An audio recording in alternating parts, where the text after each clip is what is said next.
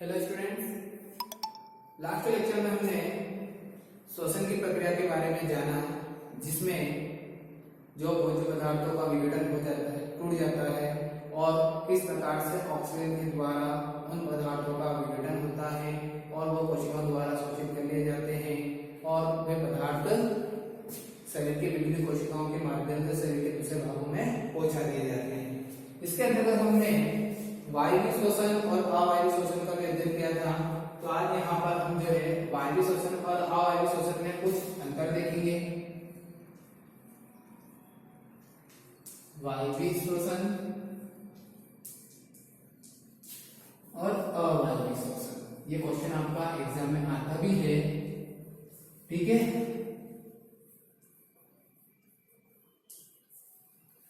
तो वायवीय श्वसन और अवायवीय श्वसन सामान्य रूप से नाम से स्पष्ट होता है। वायवीय श्वसन यानी वायु की स्थिति में, यानी इसमें जो प्रमुख रूप से होता है वो होता है ऑक्सीजन, ठीक है। और अवायवीय श्वसन जिसमें वायु की उपस्थिति नहीं है, यानी यहाँ पर ऑक्सीजन उपस्थित नहीं है। तो सबसे पहला जो आपके अगर परिभाषा भी बनती है वायवीय श्वसन की, कि वायवीय श्वसन और अवायवीय श्वसन क्या होता है, तो श्वसन की वह प्रक्रिया जिसमें ऑक्सीजन के द्वारा अणुओं को विघटित किया जाता है, यानी जो भोज्य पदार्थ होते हैं उनका विघटन किया जाता है। जो ग्लूकोज होता है जो पायरुवेट में बदल जाता है और उस पायरुवेट का जो विघटन होता है, जिसके माध्यम से विघटन होने के पश्चात कोशिका उसको अवशोषित करती है और ऊर्जा का निर्माण करती है और वह ऊर्जा हमारे शारीरिक कार्य करने के लिए उपयोग की जाती है। तो उन जिन पदार्थों का विघटन जो है ऑक्सीजन की उपस्थिति में होता है, तो वह प्रक्रिया कहलाती है वायवीय श्वसन की। और जिसमें ऑक्सीजन उपस्थित नहीं होता है, यानी ऑक्सीजन का अभाव होता है, ऑक्सीजन की प्रेजेंट नहीं होती है, वह श्वसन जो है अवायवीय श्वसन कहलाता है। तो पहला पॉइंट हमारा हो जाता है, इसमें ऑक्सीजन की आवश्यकता होती है, या यह श्वसन जो है ऑक्सीजन की उपस्थिति में होता है, ठीक है।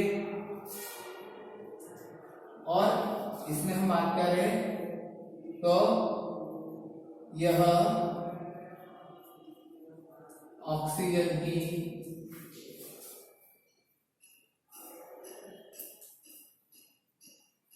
अनुपस्थिति में होता है, या इसमें ऑक्सीजन की आवश्यकता नहीं होती है।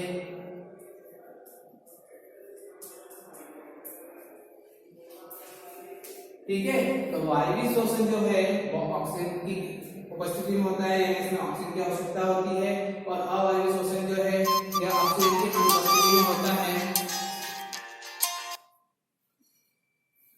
ठीक है। तो यह ऑक्सीजन की अनुपस्थिति में होता है, यानी इसमें ऑक्सीजन की आवश्यकता नहीं होती है, ठीक है। दूसरा है कि जो ऑक्सीजन की सहायता से पायरुवेट पदार्थ का जो ग्लूकोज के द्वारा बनता है, उसका जो विघटन है वो किसमें होता है। तो वायवीय श्वसन में जो है वो प्रक्रिया जो है वो किसमें होती है, माइटोकॉन्ड्रिया में। किसमें होती है, माइटोकॉन्ड्रिया में। यानी वायवीय श्वसन किसमें होता है, माइटोकॉन्ड्रिया में होता है। और जो अवायवीय श्वसन है वो किसमें होता है, वो होता है कोशिका द्रव्य में। कोशिका द्रव्य में, जिसे हम साइटोप्लाज्म भी कहते हैं, ठीक है। तो यहाँ पर वायवीय श्वसन जो है माइटोकॉन्ड्रिया में होता है और अवायवीय श्वसन कोशिका द्रव्य में होता है।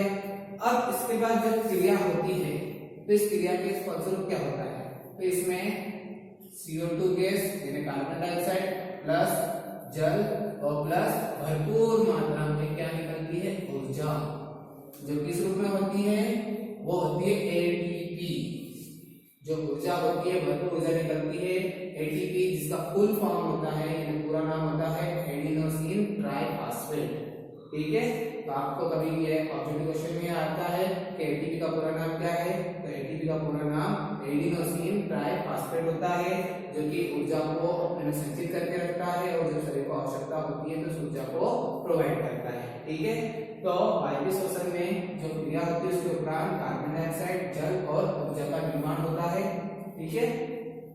और यहाँ पर जो अवायवीय श्वसन होता है, इसमें जो है किसका निर्माण होता है, इसमें होता होता है इथेनॉल,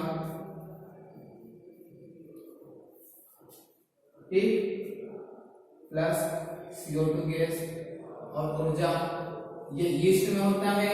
और जब ऑक्सीजन का अभाव होता है तब क्या बनता है, तब लैक्टिक अम्ल, ठीक है, और साथ में ऊर्जा। यानी जब ऑक्सीजन पूरी तरह से अनुपस्थित हो जाती है तब इथेनॉल और कार्बन डाइऑक्साइड का निर्माण होता है। और जब थोड़ा कुछ अभाव होने लगता है, जो कि मानव शरीर में भी होता है, तो तब लैक्टिक अम्ल और ऊर्जा का निर्माण होता है, ठीक है। तो यहाँ पर वायु श्वसन में ये प्रक्रिया होती है और अवायु में ये। उदाहरण के रूप में हम देख सकते हैं, तो मनुष्य और जितने भी बड़े जीव जंतु हैं, मनुष्य और बड़े जीव जंतु जो हैं उनमें इस प्रकार का श्वसन होता है, ठीक है। जितने भी यहाँ पर मनुष्य और बड़े जीव जंतु होते हैं उनमें वायु श्वसन होता है, और जो सूक्ष्म जीव होते हैं यीस्ट टाइप के, उनमें जो है अवायवीय श्वसन होता है।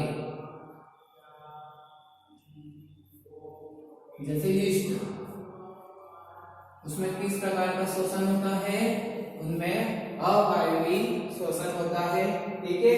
तो ये हो गया हमारा वायवीय श्वसन और अवायवीय श्वसन के बारे में वर्णन, ठीक है। नेक्स्ट हमारा टॉपिक है वो है श्वसन तंत्र, ठीक है। तो उसके बारे में पढ़ेंगे कि अब जो हमने यहाँ पर श्वसन के बारे में पढ़ा, श्वसन के बारे में पढ़ के हमने देखा कि उस श्वसन की पूरी प्रक्रिया को करने के लिए, यानी भोज्य पदार्थों का वहां पर अवशोषण हो जाता है, वो कोशिकाओं द्वारा लाया जाता है, स्वांगीकरण की क्रिया होती है, और वहां पर भोज्य पदार्थों को और छोटे रूप में तोड़ा जाता है, जिसके लिए हमें किसकी आवश्यकता होती है, ऑक्सीजन की आवश्यकता होती है। और यह ऑक्सीजन यहाँ पर भोज्य पदार्थों का और छोटे रूप में विघटन करके उसे शरीर के लिए ऊर्जा देने वाला कार्य करती है, ठीक है। तो यहाँ पर ऑक्सीजन की वो आवश्यकता होती है। अब यह जो ऑक्सीजन है वो कैसे वहां तक पहुंचती है, ऑक्सीजन जो है उस भाग तक किस प्रकार से पहुंचती है, उसके बारे में जो हम अध्ययन करेंगे वो श्वसन तंत्र के माध्यम से ही करेंगे, ठीक है।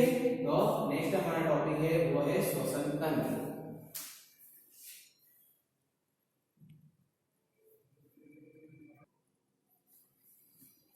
तो बच्चों ये हमारा श्वसन तंत्र जिसमें हम ऑक्सीजन को अपने नासाद्वार द्वारा ग्रहण करते हैं, ठीक है, और मुंह के माध्यम से कुछ मात्रा में वायु को ग्रहण किया जाता है। लेकिन मुख्यतः जो हम वायु को ग्रहण करते हैं जिसमें हमारी शुद्ध ऑक्सीजन होती है उसे नासाद्वार के द्वारा ग्रहण किया जाता है। फिर इसके अंतर्गत हमारे जो प्रमुख भाग आते हैं वो है नासाद्वार, मुखगुहा, कंठ, श्वास नली, श्वसनिका, कोशिका, ग्रसनी, उपास्थि वलय, फुफ्फुस, पसलियां और डायफ्राम। इन अंगों से मिलकर हमारा एक श्वसन तंत्र बनता है, जिसके माध्यम से हम ऑक्सीजन को ग्रहण करते हैं, शरीर के अंदर पहुंचाते हैं, और तत्पश्चात जो श्वसन की जो क्रिया अंदर होती है और भोज्य पदार्थों का विघटन होता है, ऊर्जा निकलती है, और उसके पश्चात जो कार्बन डाइऑक्साइड हमारे शरीर में निर्मित होती है, पुनः इसी जिस मार्ग से ऑक्सीजन जाती है उसी मार्ग से ऑक्सीजन कार्बन डाइऑक्साइड को वापस से नासाद्वार के द्वारा बाहर कर दिया जाता है। इस प्रकार से यह हमारा श्वसन तंत्र कार्य करता है। अब यह जो श्वसन की प्रक्रिया है वो मुख्यतः हमारे जैसे बड़े जो बृहद जीव जंतु कहलाते हैं उनमें सिंपल रूप में होती है। कुछ एक कोशिकीय जीव होते हैं जैसे अमीबा, तो उनमें इस प्रकार से श्वसन की क्रिया होती है। मान लीजिए ये अमीबा है, तो इसमें जो एक ही कोशिका होती है और वही एक कोशिका जो है अपने जीवन के समस्त प्रकार के कार्यों को संपादित करती है, जिसमें प्रजनन, जनन इत्यादि क्रियाएं होती है। उसी के अंतर्गत श्वसन की प्रक्रिया भी होती है। तो इनमें फिर वो वैसे होंगे क्या होते हैं, तो जो एक कोशिकीय जीव होते हैं उनमें जो है श्वसन की क्रिया, श्वसन तंत्र की जो क्रिया होती है, यानी ऑक्सीजन लेने की जो क्रिया होती है वो किसके माध्यम से होती है, किस प्रकार से होती है, वो विसरण के द्वारा होती है। किसके द्वारा होती है, विसरण के द्वारा। और विसरण क्या होता है यह हम अच्छी तरह से पढ़ते हुए आ रहे हैं, ठीक है, जिसमें उच्च स्तर से निम्न स्तर की ओर गैस का प्रवाह होता है। ठीक है, तो विसरण की प्रक्रिया के माध्यम से ये जो छोटे जीव होते हैं ये ऑक्सीजन को ग्रहण करते हैं, अपनी उपापचय जो क्रियाएं होती है ऑक्सीजन की सहायता से पूर्ण करते हैं, और फिर विसरण की प्रक्रिया के माध्यम से जब शरीर में कार्बन डाइऑक्साइड की मात्रा बढ़ जाती है तो यह कार्बन डाइऑक्साइड को पुनः बाहर निकाल देते हैं। ठीक है, तो इस प्रकार से इनमें ये क्रिया होती है। अब जो बड़े जीव जंतु होते हैं उनमें भी थोड़ा सा परिवर्तन रहता है। कुछ जीव जो है जल में रहते हैं और कुछ जीव जो है स्थल पर रहते हैं। तो स्थल पर रहने वाले जीव जंतु सामान्य रूप से जब वातावरण में ऑक्सीजन घुली होती है उस ऑक्सीजन को अपने नासाद्वार के द्वारा ग्रहण कर लेते हैं, लेकिन जो जलीय जीव जंतु होते हैं वे जल में घुली हुई ऑक्सीजन को ग्रहण करने का कार्य करते हैं। तो जल में जो ऑक्सीजन घुली होती है तो उनमें वो विशेष प्रकार के अंग विद्यमान होते हैं। ठीक है, तो उस अंगों के माध्यम से वे अपना ऑक्सीजन ग्रहण करते हैं और अपनी उपापचय क्रियाओं को संपादित करते हैं। हमने देखा होगा कि जैसे जितने भी जीव जंतु हैं, हम एक मछली को ले लेते हैं, जलीय जीव जो है वह जलीय जीव मछली जो है वो तेजी से हम सांस की लेने की प्रक्रिया करती है, बहुत तेजी से वो सांस लेती है। क्या कारण है ऐसा? तो उसका मुख्य कारण होता है कि जल में जो ऑक्सीजन का घनत्व होता है वो बाहरी वातावरण से कम होता है। जल में ऑक्सीजन की उतनी मात्रा घुली हुई नहीं होती है जो सामान्य रूप से हमारे वायुमंडल में होती है।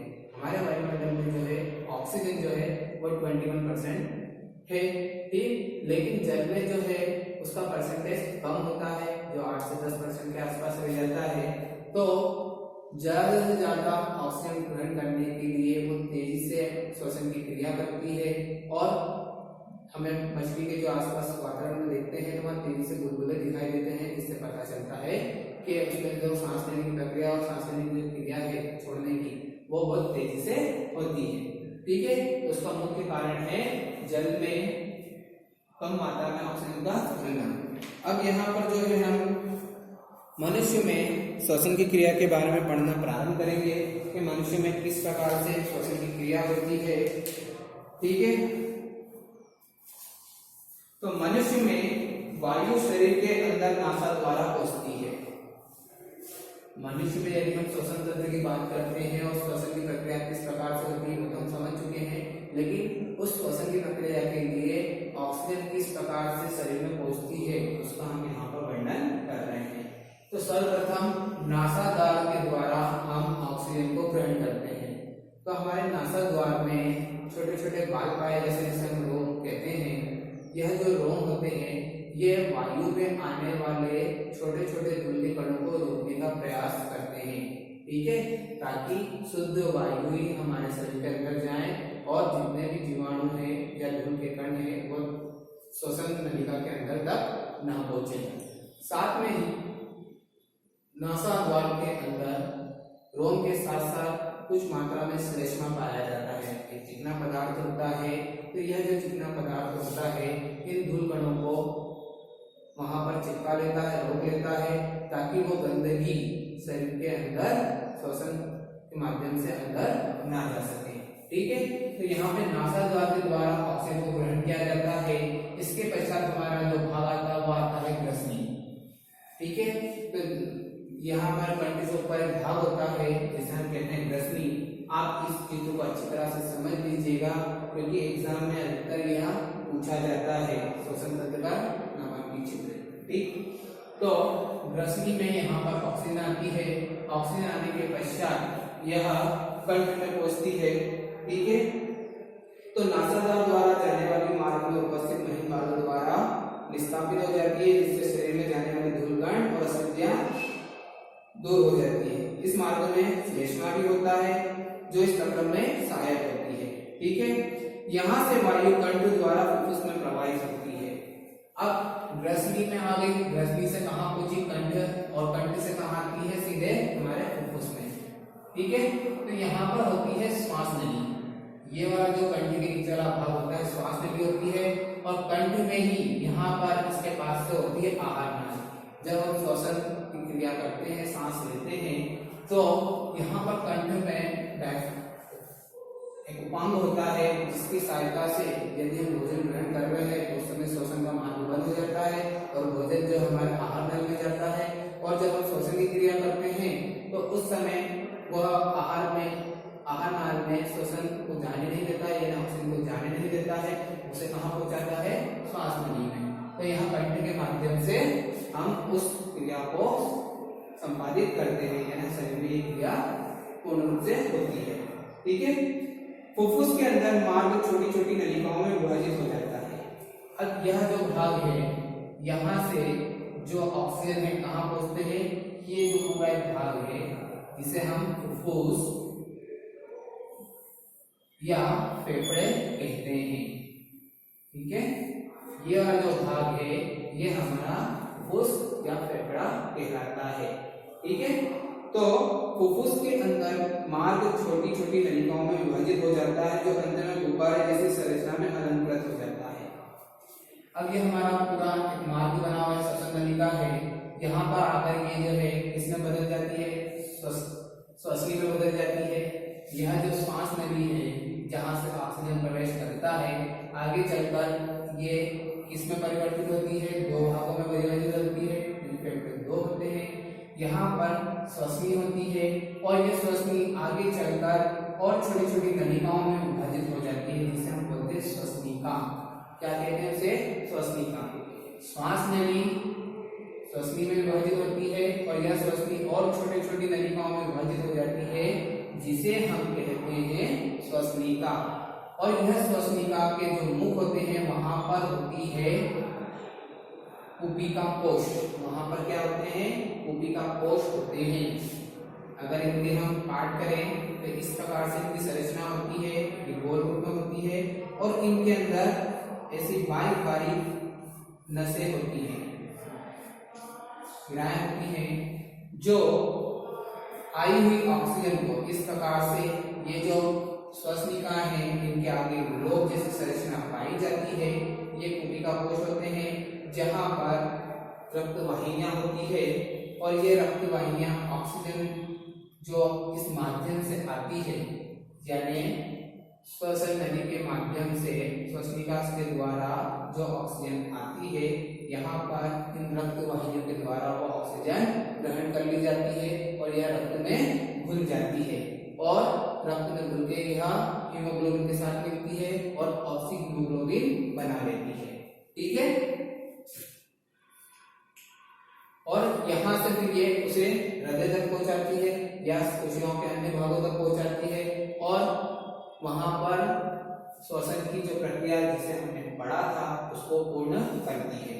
ठीक है, तो कुपिकाओं की भित्ति में रुधिर वाहिकाओं का विस्तृत जाल होता है। जैसा हम प्रारंभिक वर्षों में देख चुके हैं कि जब हम सांस अंदर लेते हैं हमारी पसलियां ऊपर उठती हैं, जब हम सांस खींचते हैं तो हमारा ये जो हिस्सा है यह तेजी से ऊपर की ओर खुलता है। क्यों, क्योंकि उस समय हम जैसे सांस खींचते हैं तो यहाँ पर दबाव पड़ता है, इस पे श्वसनी पे दबाव पड़ता है और यह श्वसनी उस भाग को फुला देती है। तो जो ये पसलियां होती है इनके ऊपर भी दबाव पड़ता है, जिसके कारण से हमारा सीना फूल जाता है। ठीक है, इसके परिणाम स्वरूप पक्ष गुहिकाएं जो होती है बढ़ जाती है। इस कारण वायु फुफ्फुस के अंदर चूस ली जाती है।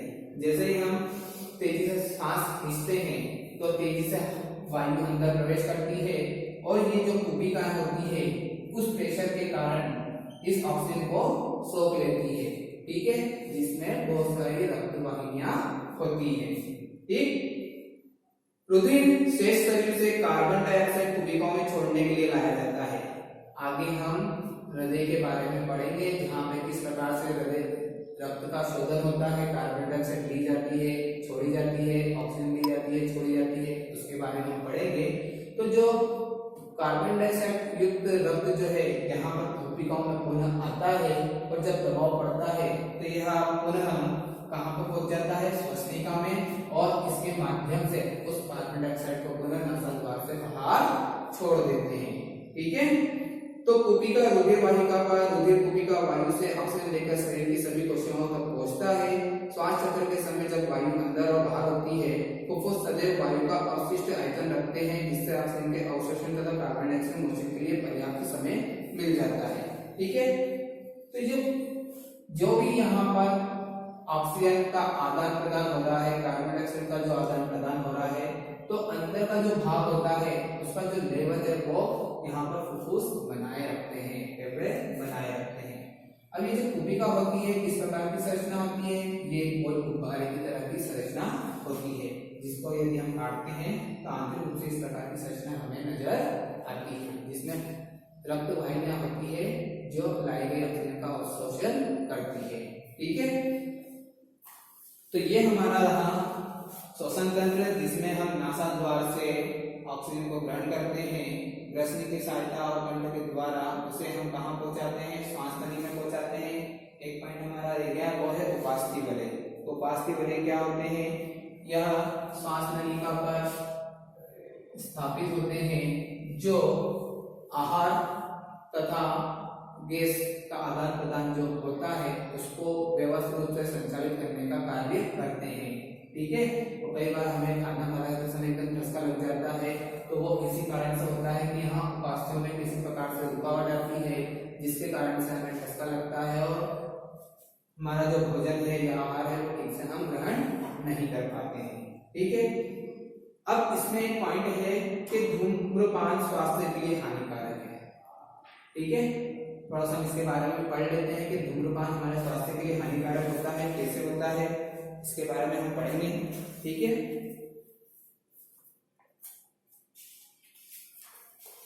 तो फेफड़े का कैंसर दुनिया में मौत के सामान्य कारणों में से एक है। फेफड़े का जो कैंसर होता है वह दुनिया में सामान्य मौत का कारण बनता है। श्वास नली के ऊपरी हिस्से में छोटी छोटी बालों जैसी संरचनाएं होती है, जिन्हें सिलिया कहते हैं। श्वास नली जो होती है यहाँ पर बालों, हल्की हल्की बालों जैसी संरचनाएं होती है, जिसे हम क्या कहते हैं, सिलिया कहते हैं। ये सिलिया सांस लेते वक्त अंदर ले जाने वायु से रोगाणु, धूल और अन्य हानिकारक पदार्थों को हटाने में मदद करती है। कई बार हमने देखा होगा कि हमारे गले में खटास होती है, हम उसको उंगली के माध्यम से बाहर निकालते हैं, उसमें कुछ कालापन भी आता है, कई बार खटास मटमैला रंग की भी होती है। तो क्या रहता है, वह एक्चुअली में इन सिलियाओं के द्वारा वो रोका गया पदार्थ होता है जो हमारे मुख के द्वारा अंदर चला जाता है।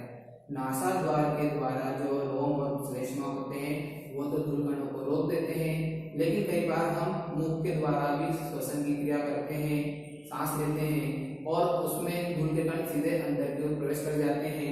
तो यहाँ पर जो उपास्थि वलय में यानी जो श्वसन नली में है, छोटे छोटे रोम पाए जाते हैं जो इस प्रकार के धूल कणों को रोकने का कार्य करते हैं। ठीक है, तो कई बार हमारे गले में खराश होती है, वो खराश भी इन धूल कणों के माध्यम से हो जाती है। यदि हम साफ सफाई करते हैं उस दिन विशेष रूप से यदि